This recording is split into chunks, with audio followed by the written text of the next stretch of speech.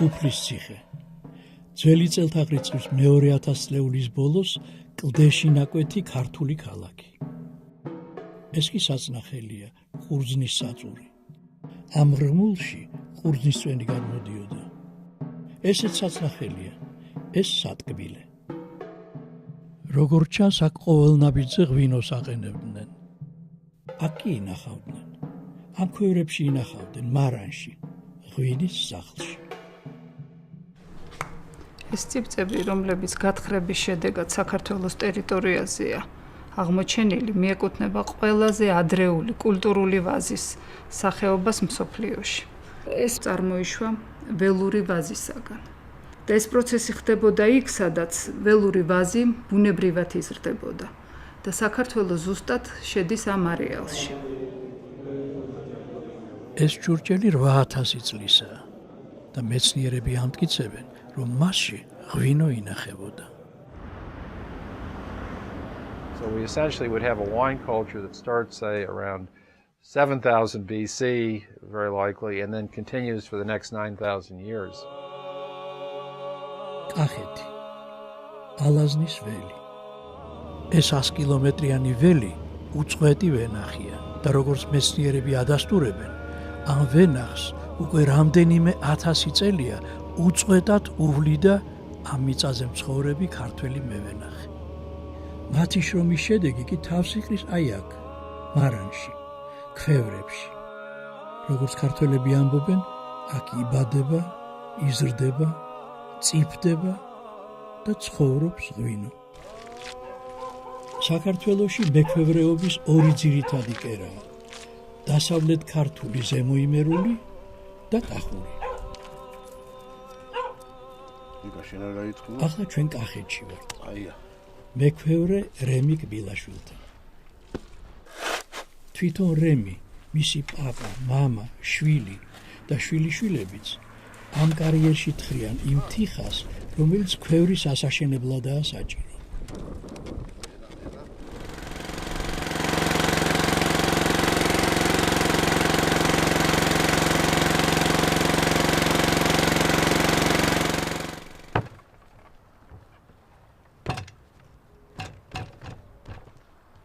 როგორც კი ადამიანმა დაიწყო თიხის გამოყენება, ეს ნეოლითის ეპოქით თარიღდება, ჩვენთან უკვე ჩდება დიდი ჭურჭლები, რომელსაც მეცნიერები თვლიან ქვევრის წინაპრად. თვითონ მექვევრე ეს არ არის ჩვეულებრივი ადამიანი. ეს შთამომავლობით არის გადმოცემული, ძირითადია, ესე იგი, მამაპაპური ტრადიციული ცოდნა და მისტიკური ინტუიცია.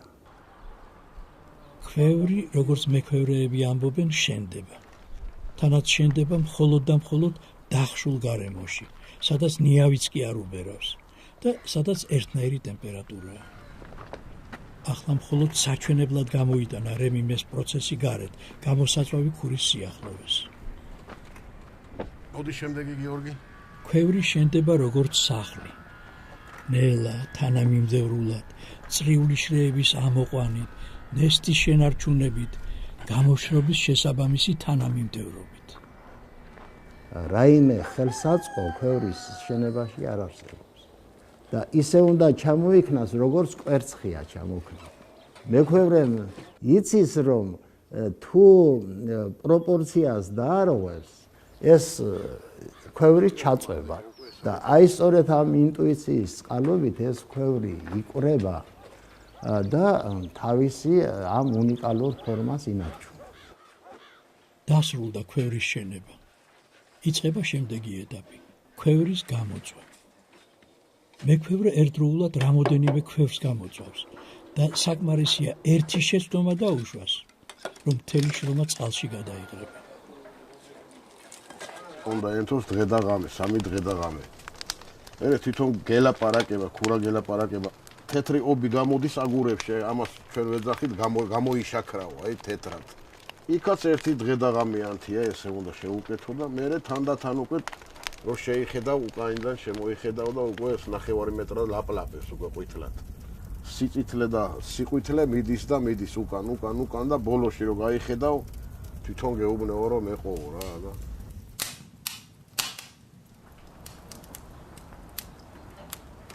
ქვევრი შიგნიდან ისანთლება და იმიტომ ისანთლება, რომ ნიადაგიდან ქვევრში არ შეაღწიოს სითხე. ქვევრი უნდა იყოს დამწვარი. უნდა ჰქონდეს წკრიალა ხმა, ესეთი.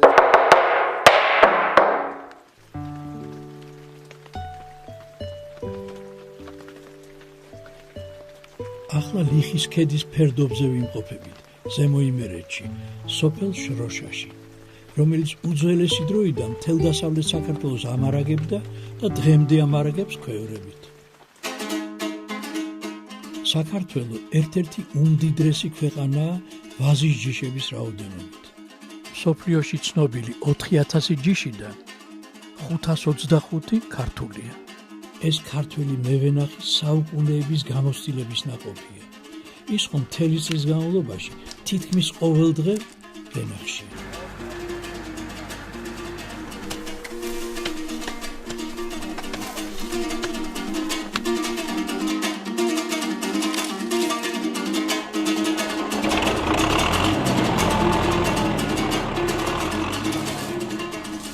ქვევრის მომზადება საღვინედ.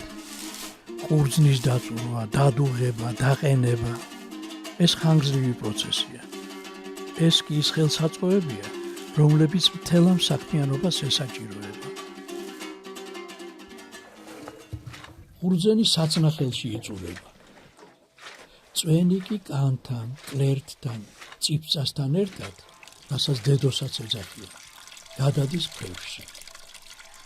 იქ ორ კვირამდე გრძელდება დუღი. აი ამ სამთითათი ჭაჭას ურევენ ქვევრში. შემდეგ ქვევრი იხუფება და ასე ღვინდება წვენი. კახეთში 3-6 თვეს, ხოლო დასავლეთ საქართველოში უფრო ნაკლებ ხანს. ეს ღვინის გასაფილტრი გოდორია. ეს ამოსატუმბი დანადგარი.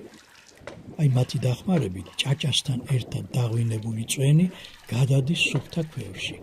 ტანინიანი კახური ღვინო ცნობილია თავისი სამკურნალო თვისებებით. ეს მაგალითად არის დაქენებული დედას გარეში, ანუ ჩაჩეს გარეში და არის რაც ჩვენ ვეძახით ევროპული ღვინო. ეს უკვე არის კახური ღვინო.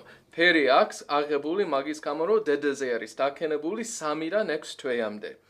დედაზე როცა აქენებ ღვინო მთელი სიმდიდრე რაც არის თვითონ ქანში, თანდათან დროთა განმავლობაში გადადის ღვინოში. მერე რომ გაგხსენეთ 3 თუ 6 თვის შემდეგ, ეს უკვე არის სრულყოფი სასმელი.